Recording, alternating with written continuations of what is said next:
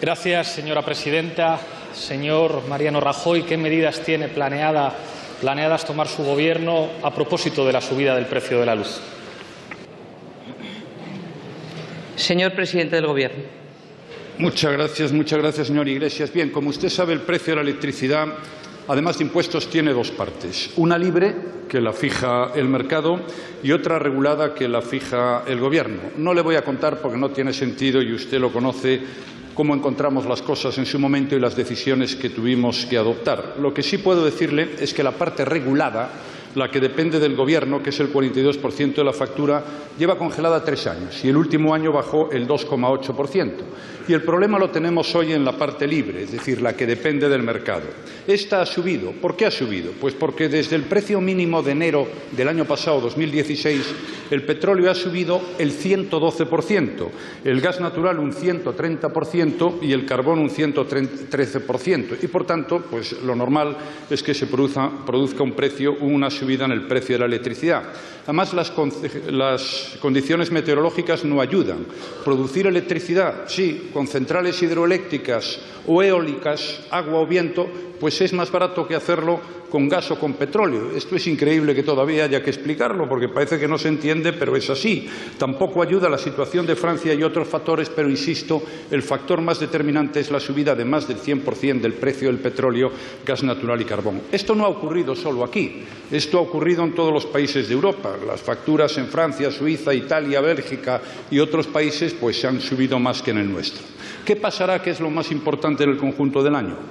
Ahora estamos en precios de 2015. El año pasado, 2016, fue excepcionalmente bueno por la bajada del precio del petróleo y del gas. Estamos, por tanto, en precios del 15, pero en precios más baratos que los años anteriores, 13 y 14. Y han sido precisamente las decisiones tomadas por el Gobierno las que permiten congelar la parte fija de la tarifa, las que han dado lugar a que estemos en precios del 15 y no una situación mucho peor que se hubiera producido si no hubiéramos tomado las decisiones que espero que usted aplauda en la segunda parte de su intervención de hoy. Muchas gracias.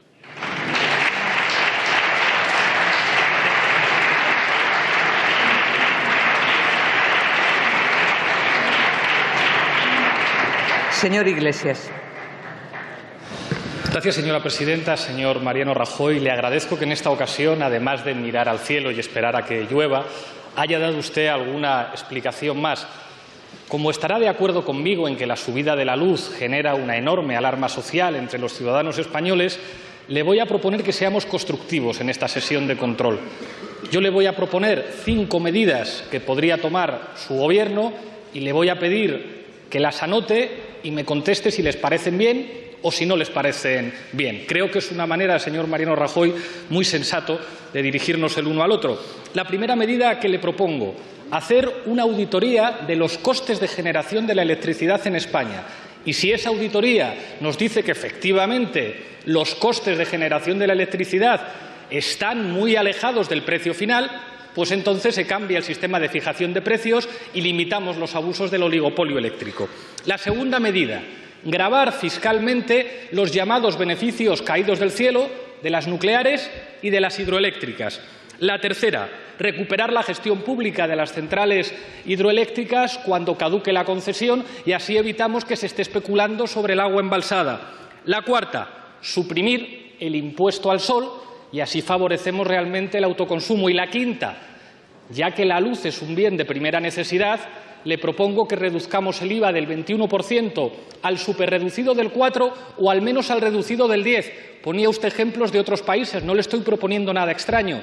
En Italia está al 10%, en el Reino Unido al 5% y en Bélgica está al 6%. Por último, como me quedan 30 segundos, le voy a preguntar también si a usted no le parece impresentable que haya exministros y expresidentes de su partido y del Partido Socialista que todavía hoy se sientan en consejos de administración de empresas eléctricas. Muchas gracias.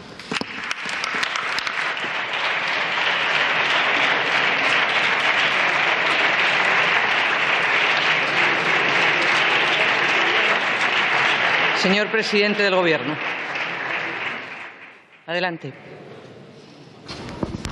Bien, de las 5 propuestas que me ha hecho, solo estoy de acuerdo con una, que es la primera, pero el problema que tenemos es que el modelo ya está auditado y se audita de una manera continuada. En las otras no estoy de acuerdo en ninguna. Sobre todo hay una, que es en el tema del autoconsumo. Mire, las personas que tienen autoconsumo... Muchas gracias, señor presidente.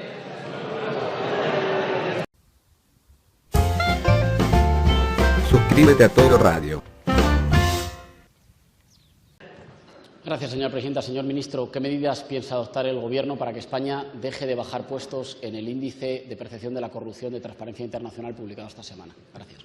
Muchas gracias, señor ministro. Gracias, presidenta. Señorías, señor Errejón, pues yo creo que tenemos que seguir haciendo lo que hemos venido haciendo últimamente, trabajar por cerrar espacios a la impunidad en esta materia, generar consensos. Nos lo dice Transparencia Internacional, que las reformas que hayan de hacerse, y es evidente que las mayorías parlamentarias necesarias requieren consensos. Y, en tercer lugar, yo creo que dar ejemplo desde las instituciones, porque no hay nada más fuerte que el ejemplo para generar confianza en los ciudadanos. Por lo tanto, con trabajo, con consenso y con ejemplo, yo creo que avanzaremos en la lucha en la que estamos comprometidos, estoy seguro que todos, contra la corrupción.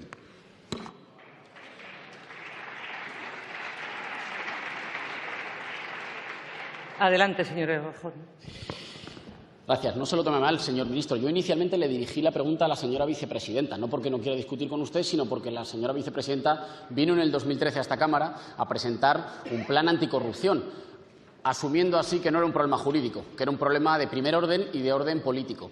Ese plan se presentó a bombo y platillo justo cuando los españoles estaban escandalizados con el caso Bárcenas, que según va cambiando la declaración, a veces es un viejo camarada y a veces es un señor del que ustedes no saben absolutamente nada. 2 años después, en el 2015, se aprobó el plan anticorrupción. Bien, esta semana Transparencia Internacional dice que España ha alcanzado su mínimo histórico en la percepción de la corrupción y en la percepción de la impunidad. Y yo me pregunto qué respuesta tiene el Gobierno ante eso. Hay dos posibles respuestas. Si usted actúa como ministro, creo que nos tendrá que reconocer que algo no ha funcionado y que algo hay que cambiar. Si usted actúa como portavoz del Partido Popular, usted nos dirá que de esto tiene la culpa los españoles, que son muy sensibles, el populismo o la lluvia, según los casos. Yo creo que sí que hay razones para que los españoles tengan esta hipersensibilidad. Los españoles pueden tener hipersensibilidad cuando han visto recientemente cómo alguien tan cualificado para solucionar el gran problema de la energía eléctrica en nuestro país, experto con un gran currículum, como ser delegado del Gobierno cuando el caso Prestige o como ser director de la Guardia Civil cuando la tragedia del Tarajal, es enchufado en Red Eléctrica Española por 150.000 euros al año. Yo creo que los españoles tienen motivos para sentir que hay una cultura de la impunidad cuando el presidente de la región de Murcia no va a poder ser juzgado, pero no porque ningún tribunal diga que es inocente, sino porque la reforma de la ley de enjuiciamiento criminal, también llamada Ley Berlusconi, está hecha no para agilizar la justicia, sino para acelerar la impunidad. Y ante esto, yo me pregunto, en esta situación, no soy muy optimista con respecto a que tomen cartas en el asunto, porque comienzo a sospechar que ustedes son el asunto. Por si tuvieran algún interés en tomar esas cartas, me permito sugerirle algunas medidas. Tienen ustedes que derogar la ley Berlusconi. Tienen ustedes que incrementar los fondos para policías y para jueces y, en particular, para las fiscalías provinciales, que se ocupan del 80% de los casos. Tienen ustedes que reformar la ley de financiación de partidos políticos, atendiendo especialmente al agujero de las fundaciones. Muchas gracias, señor Errejón.